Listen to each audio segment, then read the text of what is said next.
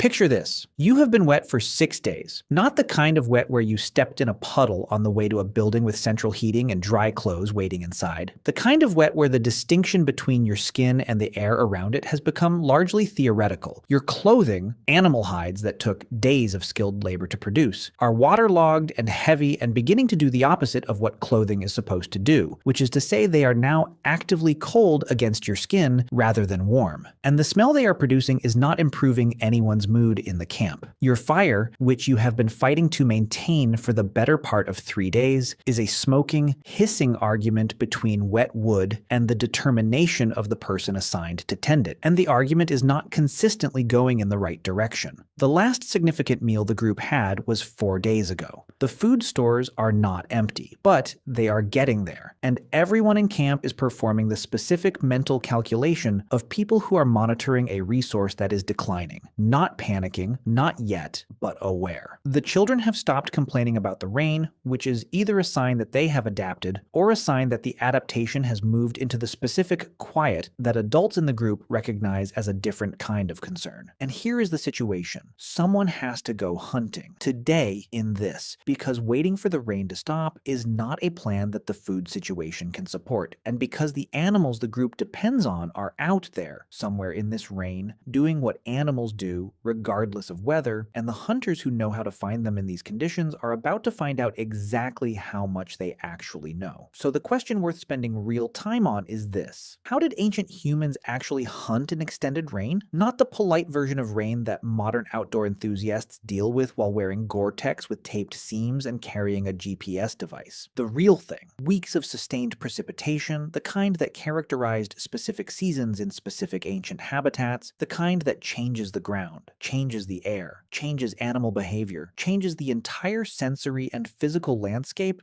that ancient hunters operated in. How did they find animals in conditions that compromised their primary tracking skills? How did they maintain functional weapons when water affects adhesives, degrades fletching, and turns wooden components into liabilities? How did they manage the physiological reality of working in wet cold for extended periods with the technology available to them? The answers are layered, specific, and considerably more sophisticated than the popular image of ancient hunting allows. Start with what rain actually does to the hunting environment, because understanding the challenge requires understanding what changes when extended precipitation hits a landscape that ancient hunters were trying to read. The surface tracking that formed the foundation of ancient hunting practice, reading footprints, disturbed vegetation, soil compression patterns, the direction of bent grass, is directly compromised by sustained rain in ways that range from inconvenient to severe. Fresh rain fills and distorts footprints, softening their edges and reducing the resolution of the information they contain. Heavy rain washes out trails that might have been followed for significant distances in dry conditions. The soil itself changes character, compacting in some areas and becoming adhesive in others, altering the way different animals' tracks are preserved and making the comparative reading of multiple tracks, which animal passed, how recently, in what condition, significantly more demanding. Ancient hunters operating in extended rain could not rely on visual surface tracking to the same degree that dry condition hunting allowed. This was not a minor adjustment. For hunting cultures whose tracking expertise was the primary means of locating and approaching prey, losing the clarity of that visual information stream required accessing different information channels. Channels that rain conditions did not compromise, or that rain conditions actually enhanced. Scent was one of those channels, and rain has a complex relationship with scent that ancient hunters understood in ways that modern people who have never depended on scent-based environmental reading have largely lost access to.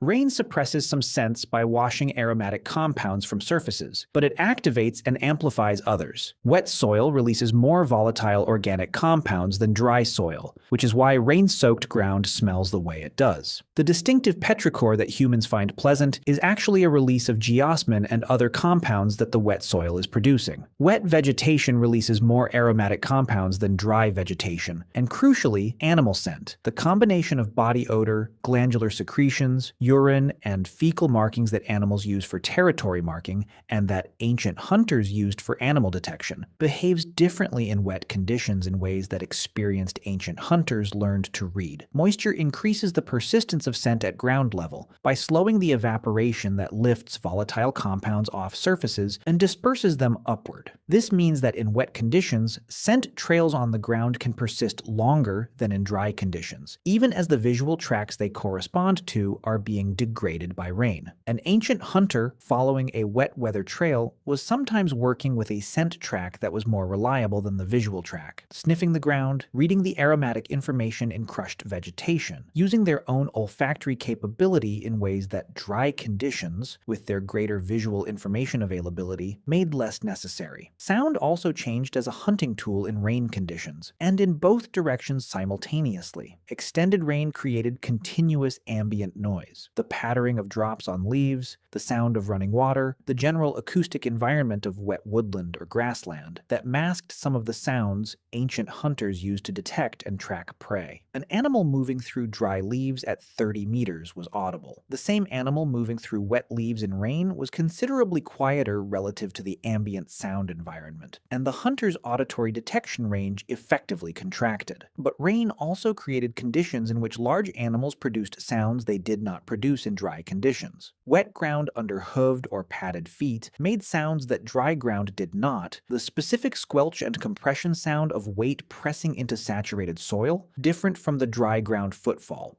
and potentially detectable at closer ranges when the hunter knew what to listen for. Rivers and streams running high from rainfall concentration provided different audio landmarks for navigation and animal location. Ancient hunters in extended rain conditions were not simply operating with degraded sound information, they were operating with different sound information that required different interpretive skills. The adaptation of hunting techniques to wet conditions represents one of the most interesting dimensions of ancient hunting sophistication, because it required not just applying established techniques in difficult conditions, but modifying approach based on how specific aspects of both animal behavior and the hunter's own capability changed in sustained rainfall. Animal behavior changes significantly in extended rain, and ancient hunters who understood those changes could use them. Large prey animals in sustained rain tend to seek shelter, moving toward dense vegetation, overhangs, ridgelines that provide partial cover, and the edges of woodland that offer protection from direct precipitation while maintaining access to forage. This concentrates animals in specific landscape features that ancient hunters could target, replacing the wide-range patrol tracking of dry conditions with more focused movement toward known shelter locations. The specific terrain features that functioned as animal shelters in rain conditions were knowledge that accumulated across generations of hunting in specific landscapes. An ancient hunting group operating in a familiar territory knew which hillsides provided shelter from prevailing rain direction, which dense scrub patches large herbivores retreated to during extended precipitation, which water sources became impractical for large animals in flooding conditions, and which remained accessible. This landscape-level knowledge, encoded in the accumulated experience of generations of hunters and transmitted through oral tradition and direct mentorship, was the foundation that made wet condition hunting viable when individual sensory tracking became less reliable. Animal behavioral changes in rain extended beyond shelter seeking to altered feeding patterns, movement timing, and social grouping.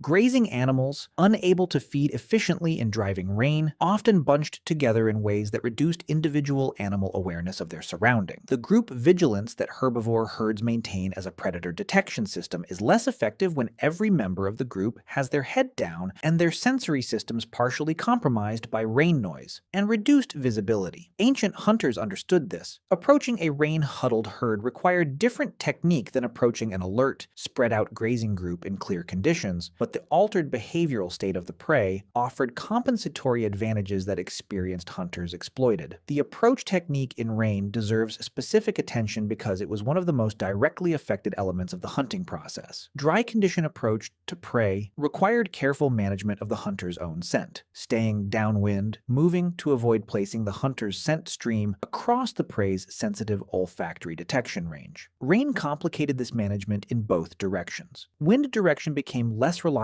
and more variable in rain conditions, making scent stream management harder to maintain consistently. But rain also washed human scent compounds more rapidly from the environment, potentially reducing the persistence of the hunter's own scent trail in ways that made accidental detection through old scent traces less likely. The sound dampening effect of rain on ground surfaces was a direct advantage for approach technique. Dry leaves, dry twigs, and dry grass create the kind of noise that alerts prey animals. Wet versions of all of these were substantially quieter underfoot, allowing closer approach before detection in cases where the hunter's movement sounds were the limiting factor on approach distance. Ancient hunters in rain conditions could sometimes close to effective killing range from angles that would have been acoustically impractical in dry conditions, trading the visual tracking clarity they had lost for a movement silence they had gained. By the way, if you want to go even deeper into the secret lives of ancient humans, I just launched a full course called The Secret Lives of Ancient Humans. 10 modules,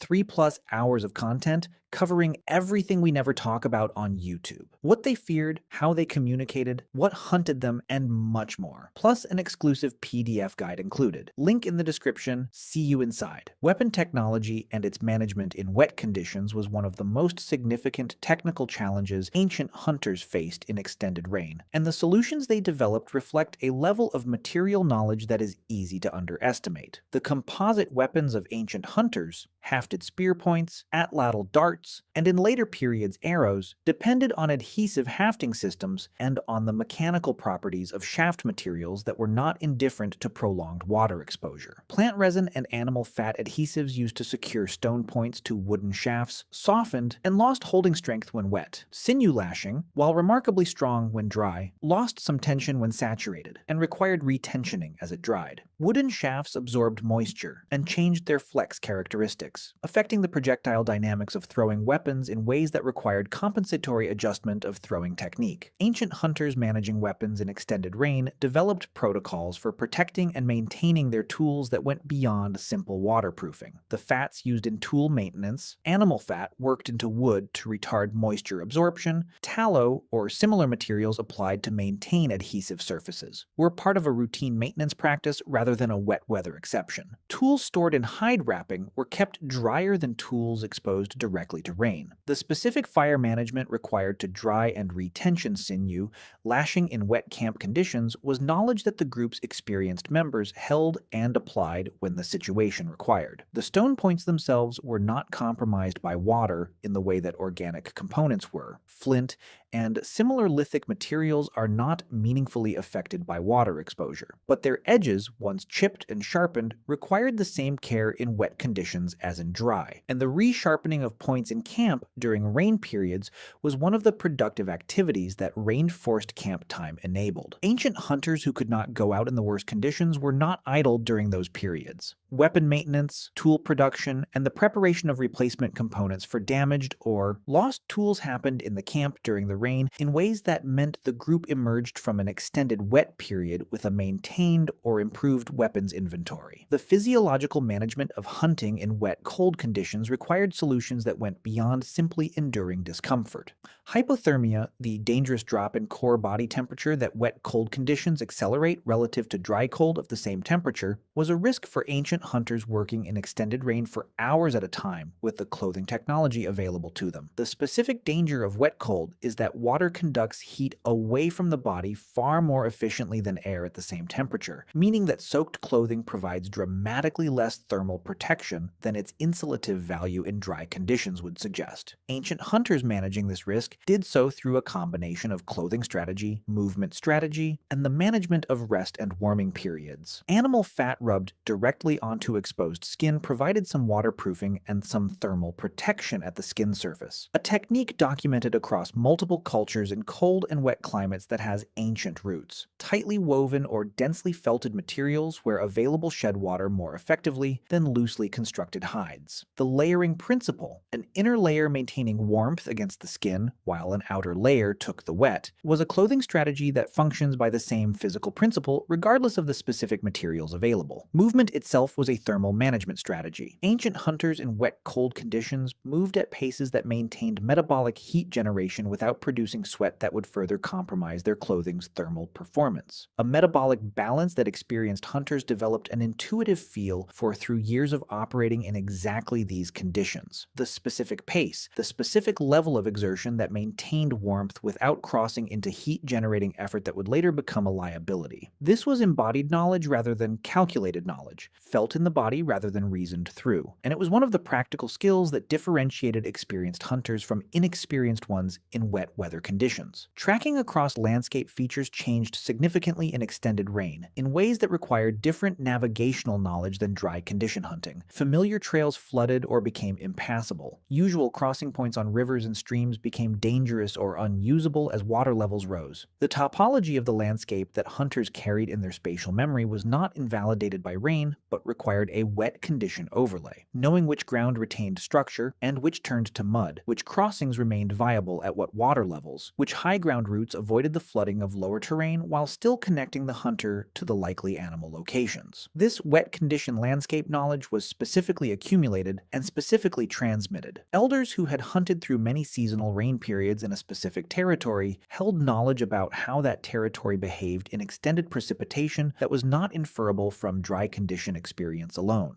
The young hunters learning their craft in wet conditions were not simply applying their dry condition knowledge in difficult circumstances, they were adding a distinct experiential layer that only wet condition hunting could provide. And they were doing so under the guidance of people who had already built that layer across many previous wet seasons. The social dynamics of hunting in extended rain conditions reveal another dimension of ancient group sophistication. Wet weather hunting typically required smaller parties than optimal dry condition hunting because the noise and movement of a larger group in wet conditions offset the advantages that group coordination provided. 2 or 3 hunters working in close coordination in rain could achieve approach distances that a group of 10 hunters would compromise through accumulated movement, sound, and scent distribution. The smaller wet weather hunting party required different trust and coordination between members. Each person's performance had more direct effect on the group's outcome when the party was smaller, and the specific partnerships that worked well in wet conditions were often different from the partnerships that worked well in dry conditions. Water-based hunting methods became more prominent and more important during extended rain periods when terrestrial hunting was compromised. Rivers and streams running high from rainfall concentrated fish in ways that created harvest opportunities that dry periods did not offer. Fish moving through shallow flooded areas, concentrated at natural barriers where running water created bottlenecks, accessible by wading or from banks in ways that low water conditions did not permit. Waterfowl gathering on flooded areas presented hunting opportunities that had no dry weather equivalent in many landscapes. Ancient hunters who maintained diverse technical repertoires could shift emphasis toward water-based harvesting during extended rain periods in ways that partially offset the reduced efficiency of terrestrial hunting. The camp life dimension of extended rain hunting periods deserves acknowledgement because it shaped the entire context in which hunting decisions were made and hunting parties departed. Extended rain in an ancient camp was a sustained test of the group's social cohesion and resource management under conditions of reduced caloric acquisition and increased physical discomfort. The management of wet firewood, the techniques for processing damp fuel to extract enough combustion to maintain a fire, the specific positions and fuel arrangements that maximized heat output from compromised materials, was camp-critical knowledge that the firekeepers held and applied continuously during wet periods. The morale dimension of extended rain periods was real and was managed through the same social and cultural mechanisms that ancient groups used to manage collective psychological states under other forms of sustained challenge. Stories, humor, the maintenance of normal social routines where possible, the keeping of practices that signaled normalcy and continuity in conditions that threatened to feel like deterioration. Ancient hunters who set out into extended rain from a camp that was managing its morale and its social cohesion effectively were hunters with a better internal state for the task than hunters who left a camp in which the extended rain had begun to erode the group's psychological stability, the knowledge of when to hunt and when to wait, the specific assessment of rain conditions that told experienced ancient hunters whether a given period represented manageable wet hunting conditions or conditions severe enough that the caloric cost of the attempt would exceed the likely caloric return, was one of the most practically significant judgments in wet weather hunting. Getting that judgment wrong in either direction had costs. Hunting in conditions that were too severe produced exhausted, hypothermia risk hunters who returned empty-handed, while waiting through conditions that were actually manageable produced unnecessary food stress. The judgment was not made by algorithm. It was made by people who had accumulated enough experience in specific landscapes and specific rain conditions to have an earned intuitive sense of where the line was. Ancient hunters standing at the edge of camp in the rain, looking at the sky and the ground and the particular quality of the day, making the assessment of whether today was a hunting day or a waiting day. were not guessing. They were reading information that years of experience in that specific landscape had taught them to read, in a context where the accumulated knowledge of the group's most experienced members provided a framework that younger hunters were in the process of internalizing. The rain was the same rain that has always fallen. The hunters reading it were people with the same cognitive capability you are running right now, applied to a problem that their survival depended on solving reliably enough to eat through the wet season and come out the other side with a group that was still functional and still fed. They were very good at it. The proof is that you are here.